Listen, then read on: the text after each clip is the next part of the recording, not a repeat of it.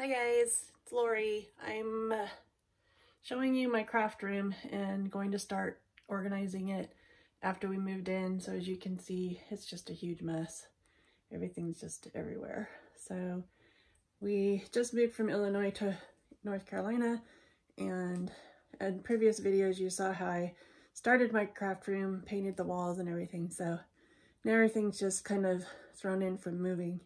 And so I'm going to show you how I'm going to go ahead and attempt to organize that. A lot of stuff in that is bigger, bulkier stuff that, and then my paints, oil painting that I need to do with ventilation. So I'm going to go ahead and start by taking one box at a time and organizing it. So taking everything out of the box and putting it in the different areas. So it's a tedious job, but like, for example, I have this bag that has just a bunch of miscellaneous stuff in it. So I'm going to take it out and put it over here and just get it ready to put in other boxes and stuff. So I'll lay it out, and once I get this area all full, I'll put it where it belongs. So just little by little, it's going to take a long time, but that's how you got to do it. And if you put it away right away, then you're saving yourself time in the long run. Okay, so I finished one box, and this is all the little stuff that came out of it, and you can see I'm starting to form little groupings of things, pens, brushes, embellishments, stuff like that. Another good thing to have on hand is Ziploc bags, so you can group things together that are small and tiny. I also put stuff in bins now, so you can see the first one is my office area. That one's going downstairs for projects. That one is undecided yet. That one is another box for projects. So you can see how I'm kind of organizing it just to start to get the boxes in some sense of organization. Another tip is if you have small boxes like that, or shoe boxes or something, when you start getting all your supplies together like that and they start to, you know, accumulate a lot, you can put them in the smaller boxes, and then you can transfer that to something bigger a little later, but for the time being, everything's still organized. So two things you want to do too is if you have broken items, like that wheel that's broken, go ahead and stop, take a minute to go ahead and fix it. And also make sure you have trash bags on hand to throw away any trash. So now that I have some of the boxes full and bins full, I went ahead and I moved them to the other rooms so that I could have more room in my craft room. I've managed to clean off and clear most of the counter space on this side, as well as emptied out most of the boxes on this side, and have them in their proper organizing areas. So I'm going to continue on now to this mess over here. So now that I have everything cleared off the one counter, I'm going to go ahead and put in these storage units that I bought. I like them because you can pull out the complete storage thing and take it somewhere else and then put them back. And I had to move up my little shelves for my boxes so that they'll fit underneath. I wanted to show you all how going through my craft room has kind of spilled into creating an office space as well. In my old house, I only had room for a craft room and office, so they were combined. In this house, I'm splitting the two up, which is kind of nice. So I'm going through my boxes, and I've already sorted out. This goes back to the craft room, electronics, and other rooms of the house.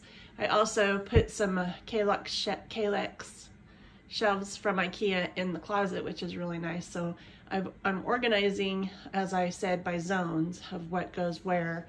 And I have my other parts over here, my other dresser or hutch, and I'm organizing the drawers and used bins and stuff like that. So I just wanted to show you that not always can you accommodate everything in your craft room that you need. So other spaces, if you have available, are great.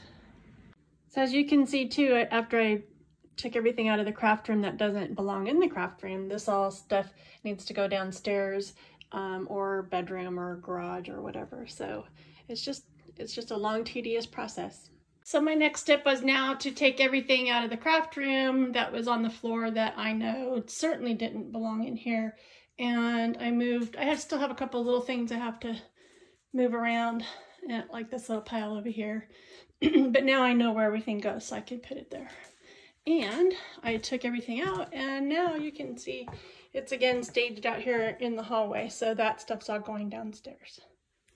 So I'm assembling these things from IKEA. They're supposed to be for trash bags, so I have trash bags in that one down there, but I'm gonna put my vinyl in these. And I just wanted to show you a quick little trick because these are pretty tight. So when you are trying to pop this little thing into the side, little hole over there, if you wiggle it back and forth, you can use to store your file are these magazine holders, or the vinyl. Another thing you can use to hold vinyl is these file magazine holders. They hold them nicely, and then you can just put them on the shelf. So it's the end of day 2, and this is how far I've come. So I have a tower here that's for my jewelry. These cabinets below are empty, so I have plenty of room to store more. This is my Cricut and Silhouette machine. I still need to get some more storage places for that. My paper towels, sink area, a lighting fixture I need to hang. I just have some random art there that I need to frame. Over here is my Project Life, and up above is just some books and my embossing machine and some of the embossing things and stamps on the shelves. And then below I have my sewing stuff in that last cabinet, which we'll go through in another day. And then on the back of the door, I have all my acrylic paints, hairdryer, and gloves. This is my empty wall where I'm going to have my craft table come out from there, and I'll probably put shelves or do some kind of art display there. Then over here, I do have my sewing machine, and I have a bag of yarn that I need to get storage for. My paper tower, now keep in mind that none of that is sorted yet. It's all just put where it's supposed to go. And then later on, as I go through and make videos for how to store things and things, how to go through it all, I'll do a video on that. And then my shelves, I use the Iris boxes, and these are the ones that come on wheels, but I didn't use the wheels. They fit underneath the shelves perfectly. And then on my embellishment, glue dots, all kinds of chipboard, tools, glue, all kinds of stuff go in those little boxes, which I'll go through in another video. And let's see, I guess that's about it. And then on the very end, I have my ribbon storage up here. And then this is my washi tape. And then these are going to be all my stamps. I just have a few in there now. And I have some receipts and stuff that I need to put in the office. And then I have this other little cabinet that has stamps in it as well. So then over to the side, I have my vinyl things that I had put together, and I have all my canvases up here for now. I'm not sure that I'll put them downstairs because they need to be in a good temperature controlled room for now. So, and I'm gonna have my husband build me a rack to put them all in. Now my art room is shared with the washer and dryer, so there's my washer and dryer, and I do have one little area designated for the washer and dryer stuff. And then lastly, out here now I have the stuff that still needs to be put away. So I have some electronics, I have all my empty boxes, I have some stuff that needs to go downstairs for storage, my oil paints, and then all these goodies that they're like roll-out drawers that I had bought. The small ones fit my Project Life cards really well, so I'll probably use these downstairs. And then just random stuff that I need to put away in the other rooms. So that's about it. And then I will show you later. I took a lot of stuff downstairs, and I'll go over all of that, how I organized that in another video.